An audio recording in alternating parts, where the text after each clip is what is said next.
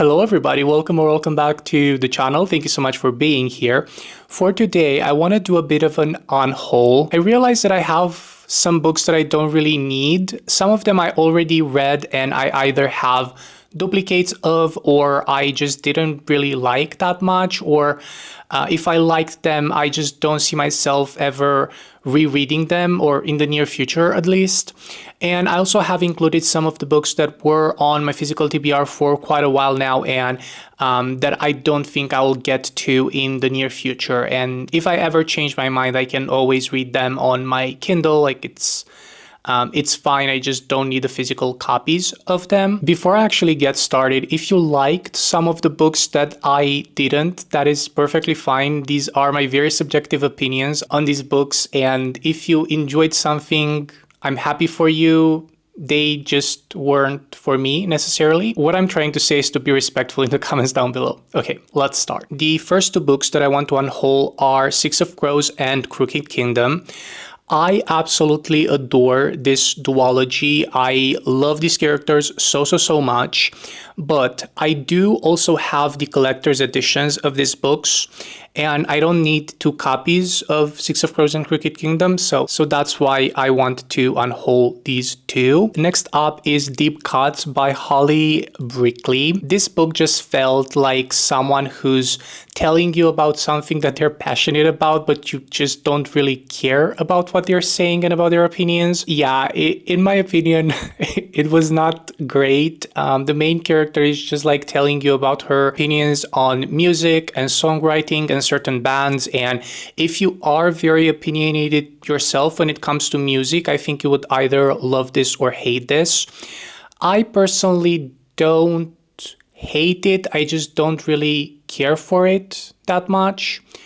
So this is Deep Cuts. Next up, I am so sad that I didn't like this book. This is Tom Lake by Ann Patchett. This book was popular and I think it still is popular. Nothing really happened with these characters, and sure, when the mom is selling the story to her daughters is nice and heartwarming, but there's nothing else really going on with this book. So I just felt like I didn't really connect with these characters that much. Meryl Streep is narrating the audiobook. I feel like if you have the possibility to listen to the audiobook, I would much rather listen to the audiobook than actually reading the physical copy of the book. Next up, we have Greta and Walden by Rebecca K. Riley. We are following these siblings who are navigating their early 20s or late 20s, something like that. I don't really remember exactly, but the writing style felt a bit weird to me personally, and also there are a lot of details that are mentioned, but they don't really matter for the character development or for the plot itself. So yeah, this was not it for me. That might also be because I don't have any siblings, so I couldn't really relate to these characters, but yeah, this is Greta and Walden. Next up, I have Fruit of the Dead by Rachel Leon.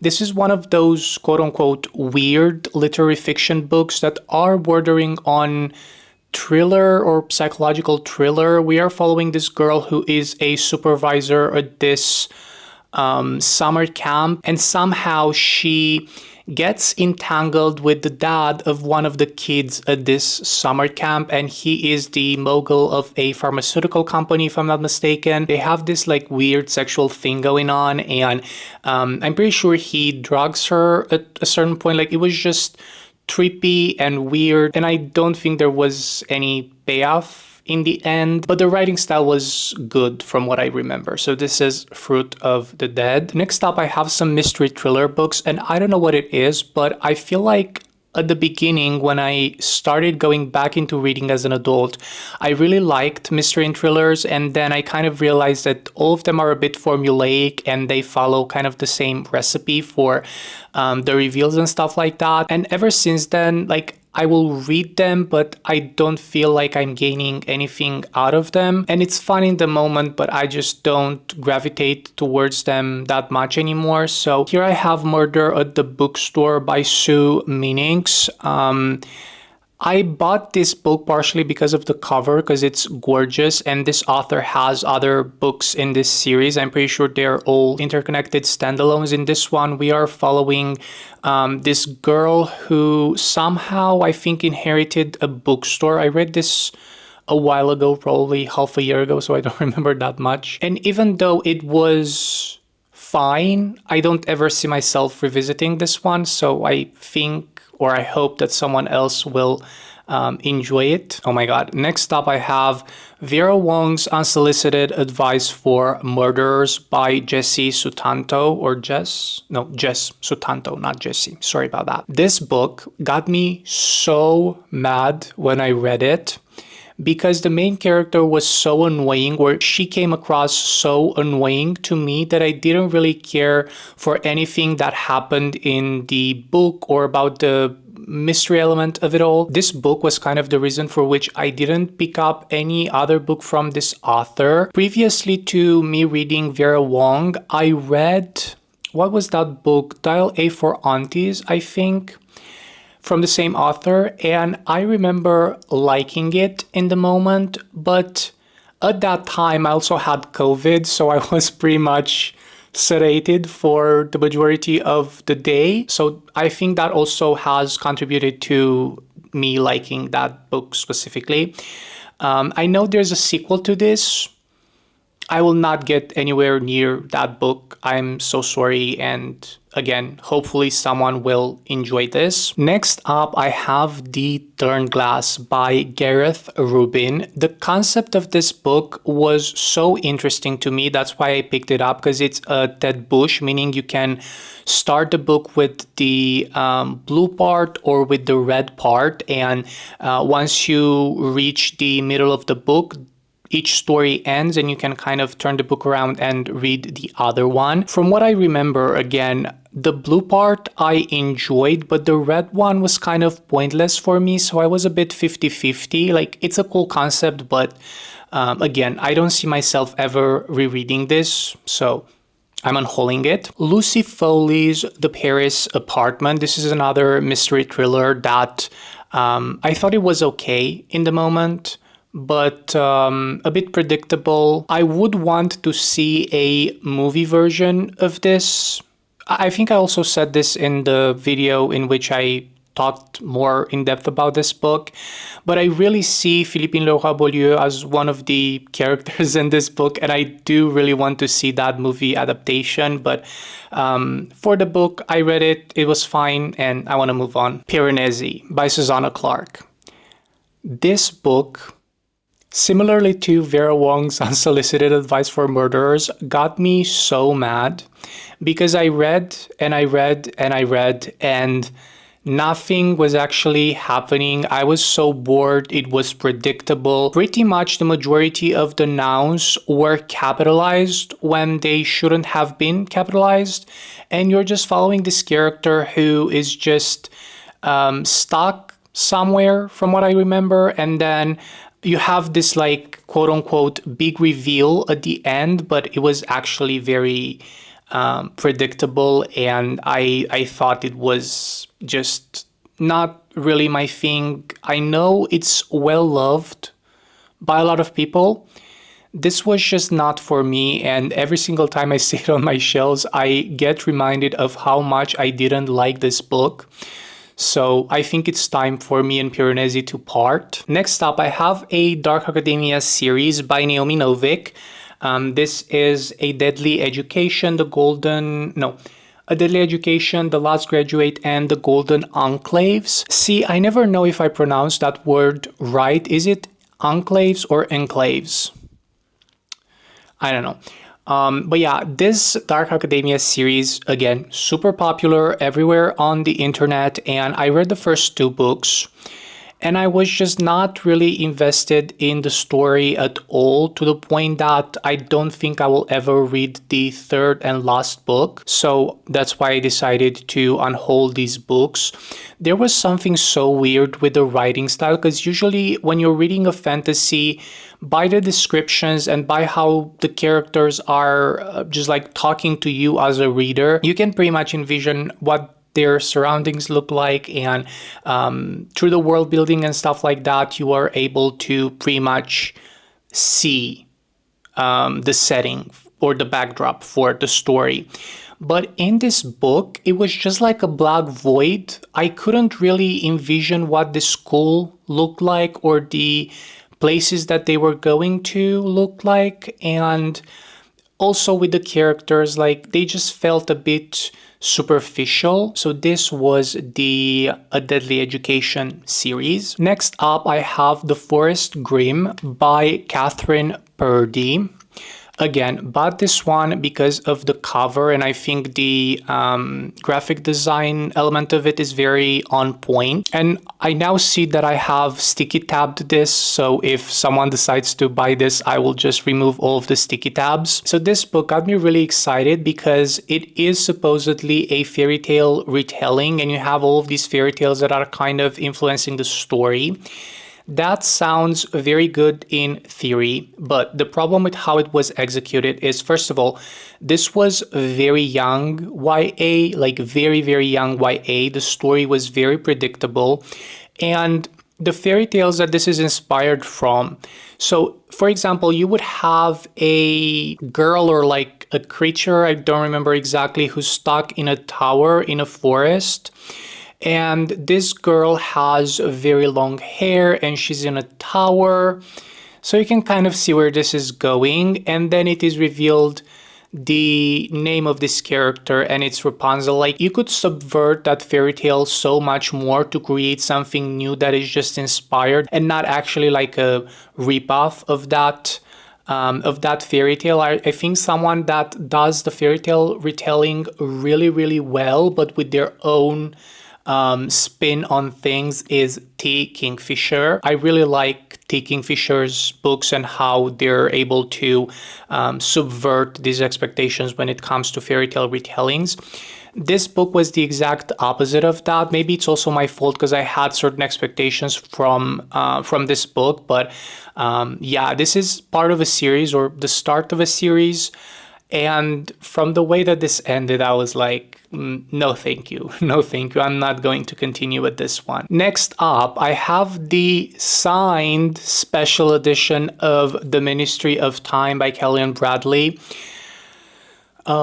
This felt like a fanfic, and even though I enjoyed it at times in that moment when I read it, I later on kind of thought about it and realized that this is a bit problematic. We are following this girl who is working for this Ministry of Time, and they are bringing back from the 1500s or something like that. I forget exactly the period of time, but they bring back some people from history, and our main character is tasked with pretty much presenting the modern times to one of these people that got brought back from the past, and she's pretty much grooming this guy who was very clearly traumatized for what happened to him in the past.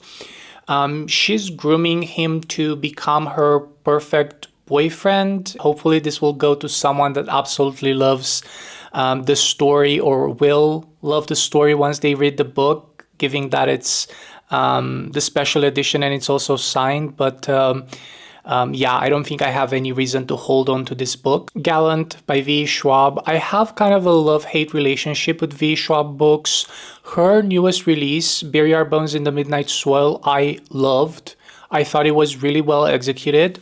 But I will talk more about that in my upcoming monthly reading wrap-up for the month of June. And then her Dark Academia duology that I think is going to become a trilogy very soon. The Villains duology, composed of Vicious and... what is that other one called? Vicious and Vengeful. I really liked those two books as well. With The Invisible Life of Eddie LaRue, I was a bit 50-50. I liked the specific timeline from that book, but the other timeline, I just found it a bit boring and kind of superfluous. Is that a word, superfluous? I guess it is, right? And then with this book, Gallant, it just felt very very, very young YA for me personally, and also the story was a bit predictable. So again, I don't have any reason to hold on to this book. I read it, it wasn't for me. Let's move on. This is a book that I recently read, The Starless Sea by Erin Morgenstern, and no, absolutely not. In theory, again, this sounded really, really cool. Even if I wished to tell you what this book is about, I don't know if I can tell you what this book is about, because it's so just full of nothingness, a very, very nicely written nothingness at times. But also this was so redundant. Certain chapters were just like gibberish and you couldn't really follow the plot, but this doesn't really have any plot. This edition has this gorgeous, gorgeous cover, and I hope that someone will read this and enjoy this, but again, not for me. Okay, now let's move on to the books that I actually have on my physical TBR that I had for quite a while, and I don't think I will get to them anytime soon. So I decided to just get rid of them to, focus on the books that I actually do want to read. This first duology, I actually don't know why I bought this. I think, again, I was influenced by someone online and I didn't do my due diligence. This is the Dance of Thieves and Vow of Thieves duology by Mary, what's the name of the author? Mary E. Pearson. I don't know anything about these books. It's just one of those romantasy duologies, and I just don't know if I'm in the mood for that. Yeah, I don't have any desire to read these right now or in the near future, and if I want to, I can always read them on my e-reader. So I'm deciding to give these away. Another mystery thriller. This is the Thursday Murder Club. This book was very popular a while ago, and at that time I was reading more mystery thrillers, and I wanted to read these, but that time just never came, and now I'm not really in the mood for that. And then the last three books are actually on my physical TBR for this month, and I don't think I'm going to read them. Like, I'm so serious, I'm not in the mood for these books, and I'm questioning my past buying decisions, to be honest. The first one is by India Halton. This is The Ornithologist's Field Guide to Love. I read the first 2 chapters of this book and I was just not feeling it. It was kind of hard to follow, so I realistically don't think I'll read this. And then the last duology that I have is I actually don't know the name of this overall duology, but it's A Magic Steeped in Poison and A Venom Dark and Sweet by Judy Eileen. This has like a very cool magic system. It's something with brewing tea. But again, I read the first chapters from the first book and I just couldn't get into the story. That's also partially because I don't know what's happening, but I don't feel the urge to read fantasy at this moment. So that might also play a big part in me not actually being able to get into this duology. And with that being said, these are all of the books that I want to unhaul for the moment. I will be later on taking pictures of all of these books, and I want to post them on Vinted. Maybe someone wants to pick them up. Thank you all for watching. Don't forget to like and subscribe if you enjoyed this video, and I'm gonna see you soon in a new one. Bye everyone.